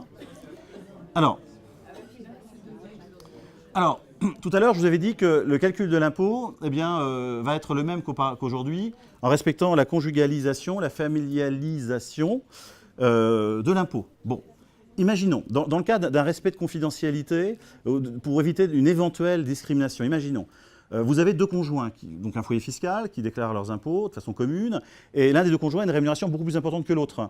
Hein, ce qui va déclencher, a priori, un taux d'imposition appliqué sur les bulletins de paye de chacun des deux conjoints, hein, potentiellement dans deux entreprises différentes, hein, qui va être sûrement très important pour celui qui a la rémunération la moins élevée. Hein. Pour éviter, il ne faut pas non plus caricaturer, mais pour éviter qu'un employeur, l'employeur du conjoint le moins rémunéré, se dise, tiens, cette année, en termes d'augmentation de salaire individuel, je vois que ce taux d'imposition qui m'est communiqué par les impôts est très important pour mon salarié, en tout cas, après, beaucoup plus important par rapport à ce que je lui donne moi à travers la paye. Ça veut dire que les ressources du ménage soient assez importantes. Peut-être que cette année, l'enveloppe d'augmentation, une partie va plutôt aller à quelqu'un d'autre plutôt qu'à ce salarié-là. Donc pour éviter ce genre de discrimination, il va être possible aux contribuables de demander à ce que, pour les gens qui déclarent leurs impôts de façon commune, ceux qui font une seule déclaration, en fait, de distinguer le taux d'imposition qui va être communiqué à l'employeur de chacun des deux conjoints du couple. Hein. Distinguer tout ça. Comment, pardon ? Voilà, c'est ça. C'est-à-dire un taux de prélèvement qui va être différent entre monsieur et madame. Hein. Celui de monsieur calculé sur les revenus de monsieur est communiqué à l'employeur de monsieur, et celui de madame calculé sur les revenus de madame, alors vous allez voir, c'est pas tout à fait ça, mais communiqué à l'employeur de madame. Et comment l'employeur va être sûr que le taux qu'on nous communique, Ah mais j'ai pas à être sûr, hein. Moi employeur, j'applique ce qu'on me donne. Hein. Attendez, si en plus je comprends votre question, hein, mais si en plus je dois manquer... Oui, alors d'ailleurs, au passage, on va recevoir, vous êtes en train de faire vos déclarations d'impôt, enfin nous sommes. On va recevoir donc notre avis d'imposition quand on va revenir de vacances à l'été, là, fin de l'été, début septembre. Et là, justement, vous allez avoir la première communication sur laquelle, votre avis d'imposition, sur lequel vous allez voir votre taux d'imposition du couple. Et c'est à ce moment-là que vous allez pouvoir faire une démarche auprès des impôts sur Internet, quand ça va être possible, pour demander justement, et tout ça se fera via Internet, pour demander l'application de ce taux individuel. Oui, j'imagine. Mais on pourra également le faire en cours d'année. Si on rate l'échéance de l'avis d'imposition, on pourra quand même le faire en cours d'année. Enfin, si on veut respecter une espèce de confidentialité, si on ne fait pas dès le départ, c'est-à-dire que l'employeur aura eu d'abord la communication des premiers mois avec ce taux d'imposition, imaginons important, par rapport à ce que je gagne moi dans mon entreprise. Donc ça y est, s'il veut s'amuser à ça, l'employeur a déjà l'info. Donc autant le faire, pour ceux qui le veulent, le plus rapidement possible. Donc ce taux, il va être calculé par l'administration fiscale. Oui. En gros, oui. Pour les couples. Ah non, il n'y a pas une grille. Alors je vais vous montrer un exemple. Alors, vous avez donc deux conjoints. Le conjoint 1 perçoit un net imposable de 48 000 euros. Ce qui fait un salaire imposable, vous enlevez 10%, de 43 200 euros. Le conjoint 2 perçoit un net imposable de 24 000 euros. Son salaire imposable, pas son net, imposable. Son salaire imposable est de 21 600 euros. On a déjà calculé les impôts que doit payer ce foyer. L'impôt global est de 8 139 euros. Taux de retenue à la source propre au foyer, 8 139 divisé par les ressources du foyer, 11,3%. Si je ne fais aucune démarche, chaque employeur des deux conjoints aura l'information du taux de 11,3% appliqué sur le net imposable du bulletin de paie du salarié. Bon. Si maintenant les salariés, donc ces deux conjoints, choisissent l'option taux individualisé, l'administration fiscale va d'abord calculer le taux d'imposition du conjoint qui a les ressources les moins importantes, donc ici le conjoint 2. Vous voyez, impôt calculé sur ses seuls revenus. On a déterminé, ça fait 1 665 euros. Hein. Voilà ce calcul de l'administration fiscale. Pour une part, non, mais en plus, il faudrait rajouter les enfants, etc. Taux de prélèvement à la source, donc 1 165 divisé par les revenus de ce salarié, 6,9%. Et pour le conjoint 1, donc ce sera le différentiel, c'est-à-dire que les impôts prendront l'impôt global calculé pour le couple, auquel ils retireront les impôts calculés en fonction des revenus réels du conjoint 1, c'est-à-dire le moins rémunéré. Le tout divisé par le net imposable du salarié 1, ce qui lui fera, lui, un taux d'imposition de 13,5%. Oui, exactement. Je vous remercie, parce que c'est important de le dire. Si le salarié n'est pas d'accord, il vient vous voir, employeur, en disant « Moi, j'ai demandé le taux individualisé, mais je ne suis pas d'accord, je trouve que c'est important, c'est pas assez important, enfin, j'en sais rien. » Nous, on ne fait qu'appliquer un taux qui nous est communiqué. Donc la balle, on va la renvoyer à l'administration fiscale. Il se débrouille avec les impôts. Oui. Et comment ils vont gérer s'il y a un enfant C'est dans l'impôt calculé. et un revenu foncier? Ça doit être rajouté, effectivement. Ce sera pas, a priori, ce ne sera pas mis. Enfin, si, ce sera dans le calcul de l'impôt. Tout sera dans le calcul de l'impôt. Et ensuite, l'impôt, en fait, les revenus fonciers ne seront pas mis sur le revenu du salarié le moins rémunéré, mais sur l'autre.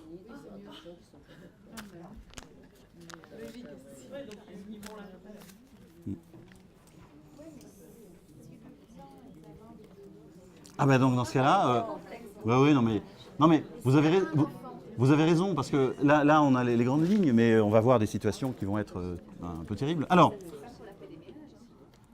non, c'est vrai.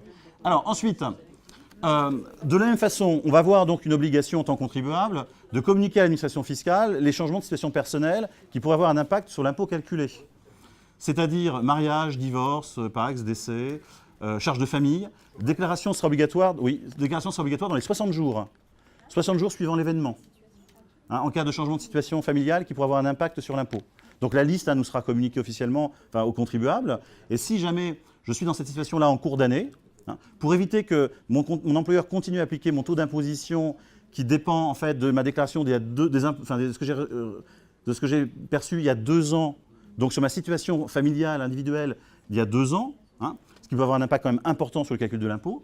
Dans ce cas-là, effectivement, j'ai une obligation de faire la déclaration dans les 60 jours sur Internet auprès des impôts qui vont recalculer donc mon taux d'imposition, qui communiqueront donc potentiellement un nouveau taux donc à l'employeur appliqué sur la paie du salarié.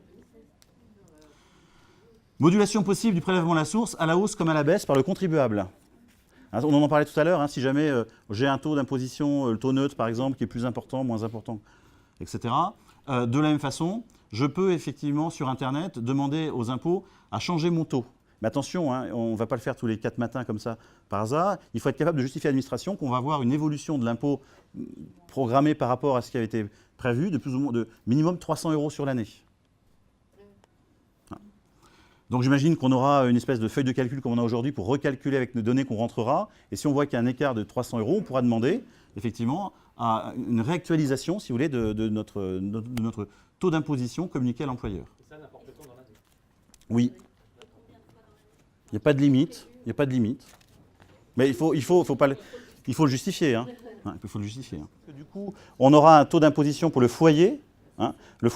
Et ensuite, les revenus du salarié qui, indépendamment, les revenus d'un des 2 individus, des 2 membres du couple, qui a peut-être des revenus très faibles, sont quand même a priori soumis à l'impôt dans la mesure où le foyer est imposable. Mais sur un taux qui sera sûrement très très très faible. 0,5 je crois. Sur le taux neutre, mais le taux individualisé... Alors, l'option l'option peut être réalisée à tout moment et mise en œuvre plus tard, le 3e mois qui suit la demande, si vous voulez passer au taux neutre ou si vous avez fait une démarche sur Internet pour changer de taux en fonction de changements éventuels de situation. Donc au plus tard, le 3e mois qui suit la demande. Si la conséquence de l'option est un prélèvement à la source d'un montant inférieur à l'impôt dû, donc versement du complément au plus tard, le dernier jour du mois suivant, la perception du revenu. Alors, en résumé, quelques grandes notions. Chaque foyer fiscal disposera d'un taux de prélèvement à la source personnalisé qui sera calculé par la DGFiP sur la base du revenu de N-2. Alors, personnalisé, c'est par foyer. Le taux sera mis à jour automatiquement le 1er septembre à l'issue de la taxation des revenus. Le taux figurera sur l'avis d'imposition et également dans l'espace personnel de l'usager, du contribuable, sur l'impôt.gouv.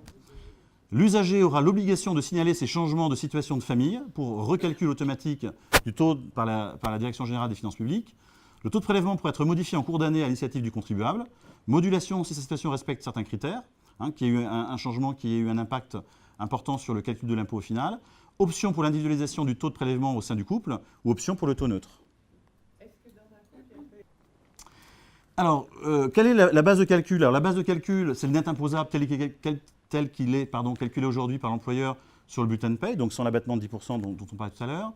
Et le montant de la participation versée immédiatement est imposable. Ça, on a eu l'information. Ce montant est alors soumis au prélèvement à la source.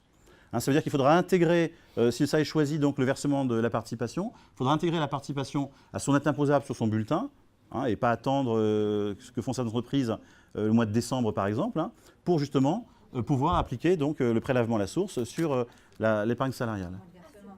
Oui, oui. Alors, on continuera à faire, vous avez bien compris, une déclaration annuelle des revenus pour justement que les impôts puissent calculer notre taux de prélèvement à la source. Donc l'intérêt qu'on aurait pu imaginer de la mise en place du prélèvement à la source qui pour le contribuable aurait permis peut-être d'éviter cette démarche administrative, hein, notamment pour ceux qui sont atteints de la phobie administrative, comme on a eu il y a quelques années, ben, malgré tout non, hein, on devra continuer à faire une déclaration d'impôt. Je pense qu'on devra même la regarder un peu plus précisément quand on recevra l'avis d'imposition avec le taux communiqué. Hein. Suppression de la mensualisation des acomptes et des tiers provisionnels, c'est terminé dès janvier 2018. Et paiement du solde d'impôt après imputation des réductions écrites d'impôt dans les 30 jours après la date de mise en recouvrement, étalement du solde si le montant excède de 300 €. Hein, c'est-à-dire que s'il y a un delta à payer après le calcul de l'impôt, eh bien, ce sera étalé donc, de septembre jusqu'à décembre. Hein. Si ça excède 300 €. Sinon, il faudra payer de delta dès le mois de septembre. Oui, par prélèvement automatique, oui. Alors, vous irez comme aujourd'hui sur impôt.gouv, vous aurez le delta à payer, vous mettrez votre numéro de compte en banque, là, et puis hop, vous paierez ça.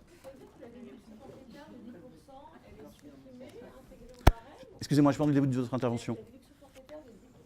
Elle est conservée. C'est-à-dire que le taux d'imposition qui est calculé par les impôts et qui est communiqué à l'employeur prend en compte cet abattement de 10%. Et ceux qui sont aux frais réels, ce sera également pris en compte. Mais sur une référence de N-2. Donc c'est pour ça que du coup, il peut y avoir des variations entre N-2, les frais que j'avais eus pour ceux qui sont frais réels il y a 2 ans, et les frais réels que j'ai cette année-là. Ce qui peut entraîner justement une variation d'impôt.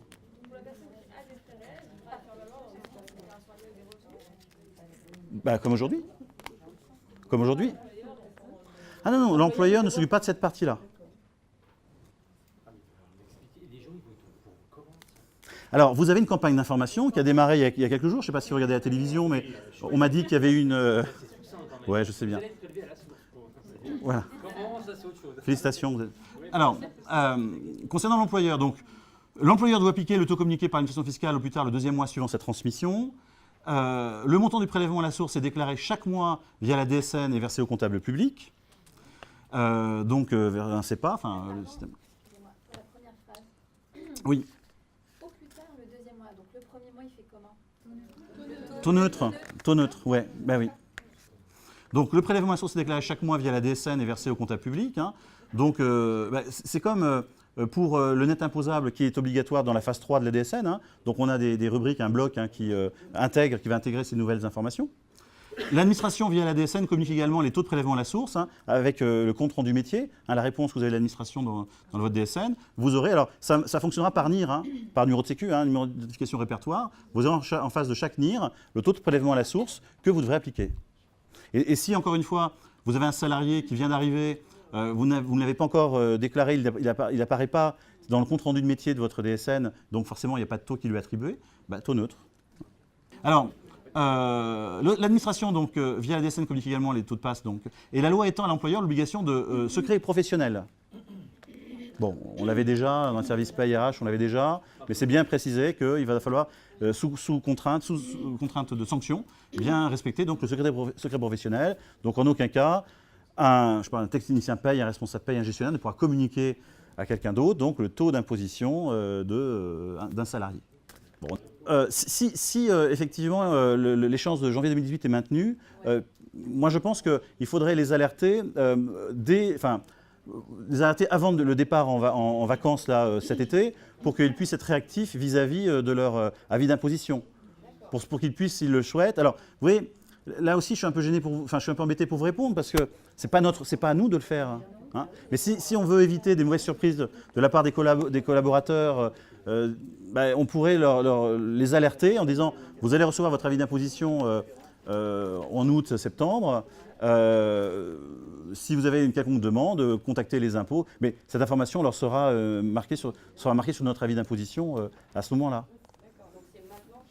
Mais de toute façon, il y a beaucoup de salariés dans beaucoup d'entreprises qui, naturellement, vont forcément aller vers l'employeur. Alors, vous avez raison, pour éviter ce systématisme-là que vous citiez, oui, effectivement, peut-être ne pas communiquer du tout. Ensuite, ça va être, c'est chaque entreprise. On n'a pas la main sur ce prélèvement à la source et que pour toute question particulière, le contact, il est vers les impôts. Mais pas aller plus loin. Hein? Oui. Moi, je me pose des questions sur 3 domaines. En cas de saisie sur rémunération, pension alimentaire, Oui. et les collaborateurs qui demandent des acomptes sur appointement. Oui. Alors, aujourd'hui, comme vous savez, un acompte sur salaire ne change pas le net imposable.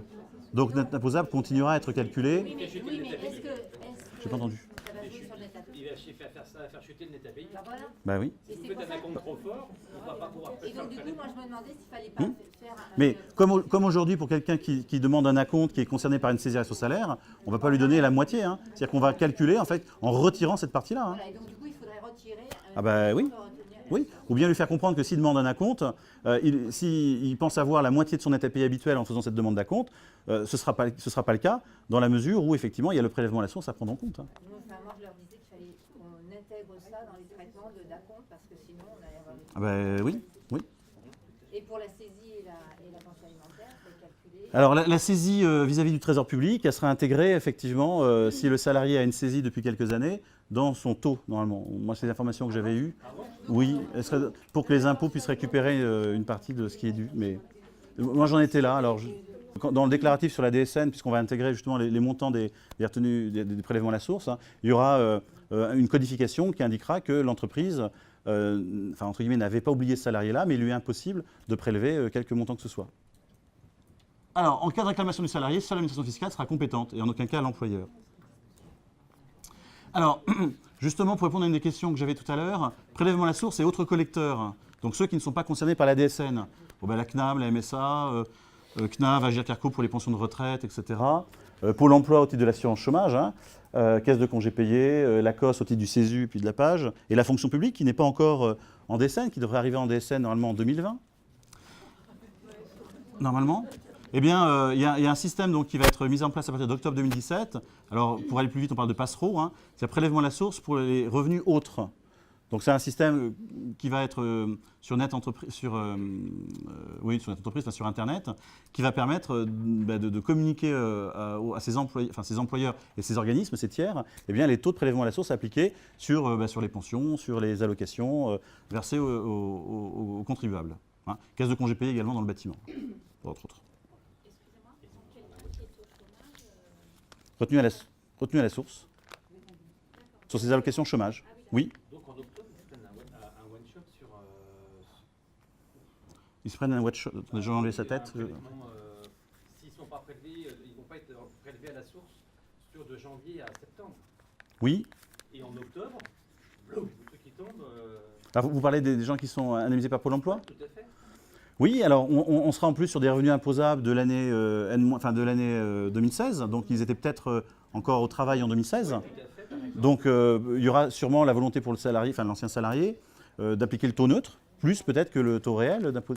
Mais sur ces organismes-là, on serait sur le même système, mais avec effectivement non pas un employeur, mais ces administrations, ces organismes.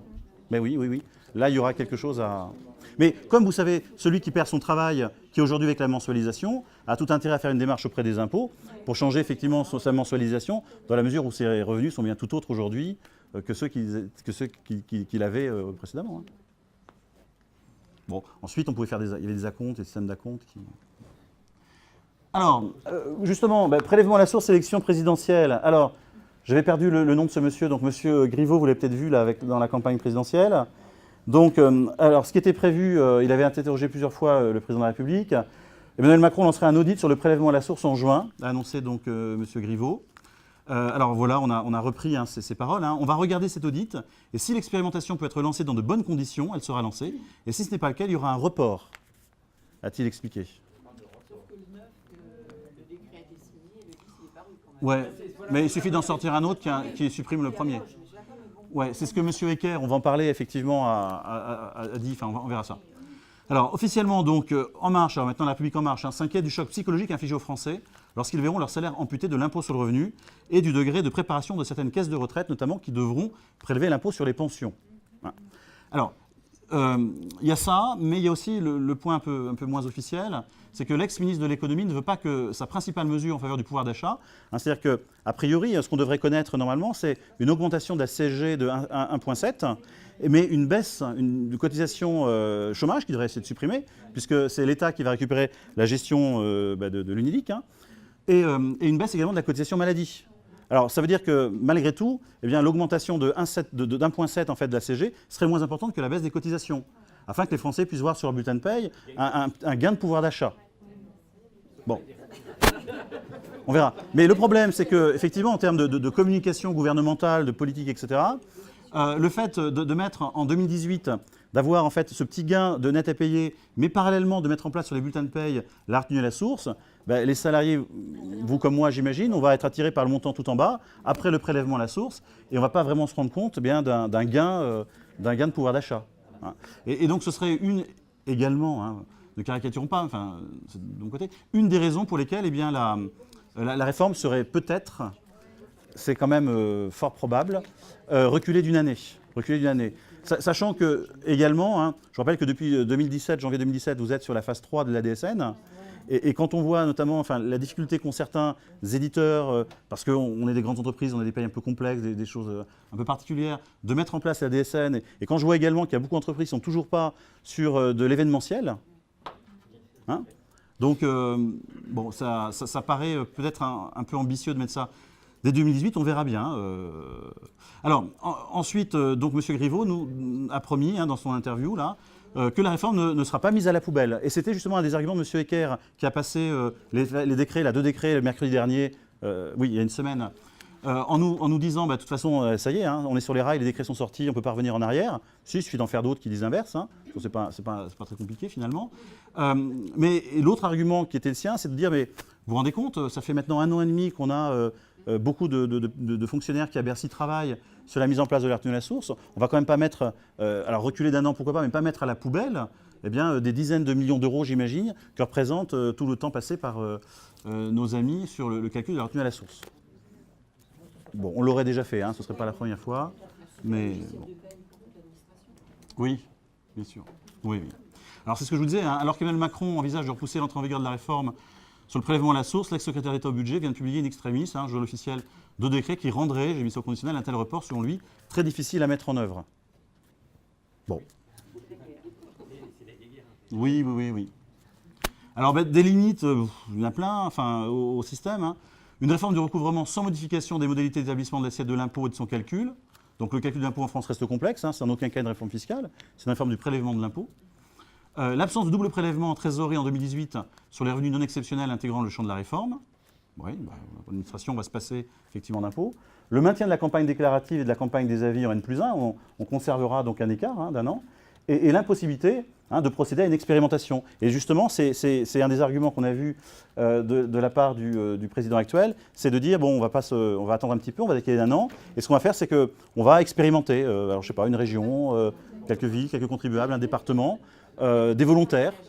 Hein, si vous êtes volontaire, n'hésitez pas. Mais c'est-à-dire que votre volontariat englobe votre employeur aussi, hein, au passage, hein, pour voir effectivement si ça marche sur une petite partie de la population avant de l'étendre, de généraliser sur la population entière. Oui, mais ça posait vraiment beaucoup de problèmes par rapport à des personnes qui ne travaillent pas nécessairement sur les mêmes régions, quoi, Ah bah oui. ou il y en a qui les trignent, pas l'autre. Oui, bah forcément. Hein. Ça peut être un très gros problème, quoi, l'expérimentation. Oui, on peut imaginer sur une toute petite structure, avec des salariés qui seraient dans le même département, dans la même vie, enfin, je sais pas. Il va falloir en tout cas cibler l'expérimentation. Pardon ? Si, mais il faudrait quand même, malgré tout, qu'il y ait une collaboration de l'employeur, même pour le fer à blanc, il faut quand même une collaboration de l'employeur. Et de toute façon, oui, Oui, ce sera blanc, ce ne serait pas un vrai prélèvement à la source pour les salariés concernés. Hein. Ah ben ça, c'était l'exemple. Des questions sur ces différents éléments ? Dites-moi. Oui ? Au niveau du contribuable, par rapport à sa possibilité d'accession à l'emprunt, normalement, les banques appliquent un peu en général. Oui, sur les capacités d'emprunt, oui. En théorie, ils sont censés se baser sur le revenu net imposable de la feuille d'impôt, mais en réalité, ils demandent les 3 derniers bulletins et ils se basent dessus. Quelle est la directive qui est donnée aux banques pour respecter ça ? Est-ce que le taux va changer ? Alors bon, déjà le taux de 33%, c'est une pratique. Hein, ensuite, de la part des banques. Ensuite, aucune directive aujourd'hui à ce sujet-là n'est donnée aux banques. Hein. Alors attention par contre, concernant la présentation du bulletin de paye, on va encore avoir un net à payer sur le bulletin de paye, mais qui ne sera pas le net versé aux contribuables, on aura encore le net imposable également qui apparaîtra sur le bulletin de paye. Donc on peut très bien imaginer en fait, que les banques continuent à appliquer leurs règles pour la capacité d'endettement de leurs clients, en se basant sur un net imposable, parce que aujourd'hui c'est ce qu'ils regardent, ils demandent également les avis d'imposition, hein, sur un net imposable qui va continuer d'apparaître sur le bulletin de paye. Ensuite, il est un peu compliqué, même si sur mon bulletin de paye, j'ai un taux d'imposition, un taux neutre qui, par exemple, peut être faible par rapport à ce que je paye réellement, de cacher quoi que ce soit à ma banque, dans la mesure, quand même, elle a accès, si je veux vraiment réaliser un prêt chez elle, elle a accès à quand même à pas mal d'informations confidentielles sur mes ressources. Mais le net imposable sera toujours mentionné, évidemment, puisque ce sera la base du calcul de l'impôt, enfin du prélèvement à la source, pardon. Je crois que le net à payer avant le prélèvement à la source doit apparaître, le net à payer Oui. après. Oui, vous voyez. Donc j'ai pris le cas d'un salarié qui gagnait 2500 €, peu importe. Voilà le net aujourd'hui. Bon, je n'ai pas mis, je sais pas, de tickets restaurant, etc. Hein, j'ai pas mis ça. Donc total versé par l'employeur, ça c'est le brut, c'est le bulletin de paye clarifié. Hein. Encore une simplification. Et donc total versé par l'employeur, c'est le brut chargé. Allègement de cotisation, bon là il gagne 2500, donc il n'y a pas de réduction Fillon. On n'a que l'exonération de cotisation allocation familiale. Donc net à payer apparaît toujours. Net imposable également. Ensuite, le prélèvement à la source, bon, c'est une façon de le présenter. On va avoir un changement sur les mentions obligatoires du bulletin de paye, puisque ça va être rajouté, évidemment. Donc, on aura la base, c'est-à-dire net imposable, le taux de prélèvement, j'ai pris un taux au hasard de 11,30%, et le montant donc, du prélèvement à la source, qui sera bien sûr retiré du net à payer du salarié pour déterminer donc, son net versé. Hein. Donc, le banquier, entre guillemets, aura encore accès, à travers les 3 bulletins de paye, effectivement, ce qu'il demande généralement aujourd'hui, au net imposable de son client. Oui, bien sûr. Oui. D'autres questions? Alors, allez-y, je suis à vous tout de suite. On est tenu au secret professionnel. Seulement, Oui. Quand il faut donner des bulletins de salaire pour un loyer, pour un ceci, pour un cela, le taux il apparaît en clair. Donc il n'y a plus du tout de secret de la fiscalité. Alors attendez, on est tenu, quand vous dites on, vous parlez de qui? On est tenu? La paye. L'employeur? Voilà, l'employeur. Oui, eh bien en quoi ce serait, j'ai pas saisi. En quoi? Nous, on est tenu au secret professionnel, donc on ne peut pas communiquer ce taux-là. Et le salarié va devoir communiquer ses fiches de paye avec le taux en clair. Ah oui, d'accord. Oui. Qui ne sont pas du tout tenus. Ah ben, oui, effectivement, mais moi je me contente en tant qu'employeur de lui donner un bulletin de paye, après il en fait ce qu'il en veut, son bulletin de paye. Mais la seule chose que je peux vous dire, c'est que si vous ne voulez pas le donner en fait, à la personne qui vous le demande pour justifier de vos revenus, pour louer un appart, pour faire un emprunt, ne louez pas d'appart, ne faites pas d'emprunt. Mais c'est le même problème qu'aujourd'hui. C'est-à-dire qu'on va vous demander votre avis d'imposition également, quand on fait un prêt, etc. Mais je suis d'accord avec vous, c'est une nouvelle information qu'on va voir sur le bulletin de paye. Et le salarié qui va devoir communiquer à certains organismes sociaux ou à des tiers pour pouvoir bénéficier effectivement de remboursement, enfin pouvoir louer un appartement pour les cas qu'on disait, va également communiquer cette nouvelle information à la tierce personne, oui. Bien sûr, alors depuis la mise en place du bulletin de paye clarifié, on a des trames de bulletin de paye, hein, et là j'ai repris une trame du bulletin de paye avec ces mentions-là. Ensuite, il nous est dit que net imposable, le taux, le montant de la retenue à la source, prélèvement à la source, doivent apparaître, et que le montant qui serait versé au salarié, bon, généralement pas virement bien sûr, ça s'appellerait maintenant, enfin dans le futur, le net versé. Ensuite, moi c'est un exemple de présentation. J'imagine que l'administration nous sortira... complétera, si vous voulez, les trames du bulletin de paie clarifié en intégrant une version officielle, si vous voulez, de la présentation. Hein, ça, c'est un premier jet, mais qui ne sort d'aucune trame vraiment communiquée aux entreprises d'aujourd'hui. Les collaborateurs ou les salariés vous posent des questions aujourd'hui là-dessus ou pas du tout ou, ils ont entendu parler, j'imagine, en suivant les informations, mais ce n'est pas du tout source d'inquiétude ou de questions de leur côté. Pas encore, oui. D'accord. Donc la campagne a démarré, c'est une campagne effectivement très légère, hein, c'est ce que vous disiez. Il va y avoir un prélèvement à la source, la campagne officielle. On va bien voir ce qui va se décider, parce que dès le mois de juin, on aura une information. Dans un mois, on saura effectivement si on y va pour 2018 ou pas. Et je pense que si on y va pour 2018, ce qui m'étonnerait, mais bon, a priori, j'en sais rien, mais là, on va commencer à avoir pas mal de questions de la part des salariés, notamment quand ils vont recevoir leur avis d'imposition. Certains vont le regarder, en voyant effectivement taux de retenue à la source sur l'avis d'imposition. Bon, ils vont pas trop s'en soucier. Et par contre, bah, c'est mis en place, c'est janvier 2018, quoi. Ce sera le premier bulletin de paie qui suscitera, j'imagine, pas mal de commentaires. Parfait, je vous remercie. Merci à vous.